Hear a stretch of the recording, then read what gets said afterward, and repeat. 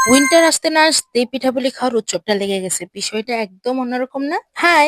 আসলে শীতের সিজনে কিন্তু পিঠাপুলির উৎসবটা বেশি লাগে। এই টাইমে ঘরে, ঘরে পিঠাপুলির উৎসব জাগে এন্ড আমাদের ঘরে বেসিক্যালি বেশি। আমাদের ঘরে পিঠাপুলির উৎসবটা ২ দিন পর পরই লাগে। নানা রকমের পিঠা আমার আম্মু মেক করে। বাট এইবার আমরা উইন্টারে যে পিঠাপুলির উৎসবটা স্টার্ট করলাম দুধ চিতই পিঠা দিয়ে। এখানে আমার আম্মু অনেকগুলো ব্যাটার তৈরি করছে।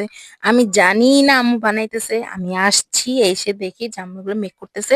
কিছুই নিতে পারিনি। যাই নিছি টুকিটাকি তোমাদের জন্য জাস্ট এটুকু দেখানোর ট্রাই করতেছি। জাস্ট দেখো এখানে মাটির চুলায় গরম, গরম মানে একদম পিঠা বানানো হইতেছে। লাকড়ির চুলার আগুন জ্বলতেছে।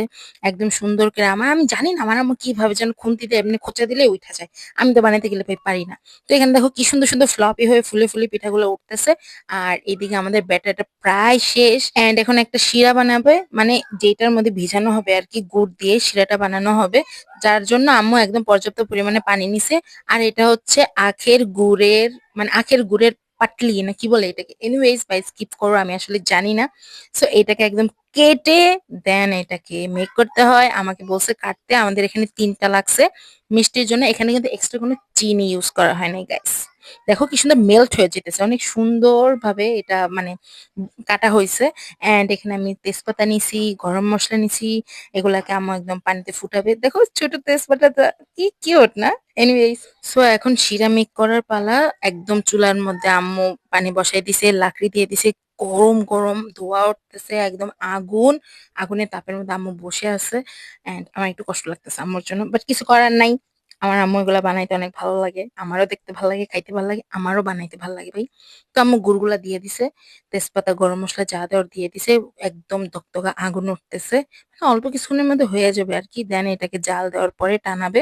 এদিকে চিতই পিঠাগুলা রেডি অ্যান্ড দুধটা জাল দিয়ে ঘন করে একদম রাখা হইছে।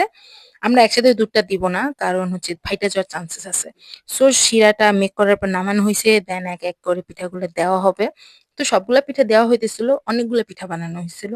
আমাদের পিঠা-পিঠা খুব ভাল লাগে। অ্যান্ড এই পিঠাটা বেসিক্যালি ভালো লাগে বাসি। দ্যাটস ওয়াই আম্মু একদম বিকালবেলা মেক করা শুরু করছে। রাত্রে এটা ভিজায় রাখবে।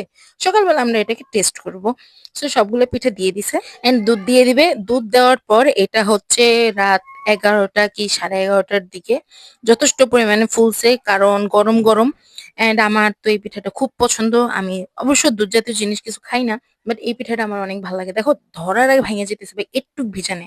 তো রাত্রে আমি এটা খাওয়ার জন্য প্রায় এখন বাজে ১৫:৩০টার মতো আমি এটা টেস্ট করব। অ্যান্ড খাওয়ার পর আমি জাস্ট সারপ্রাইজড। আমার এত ভাল লাগছে।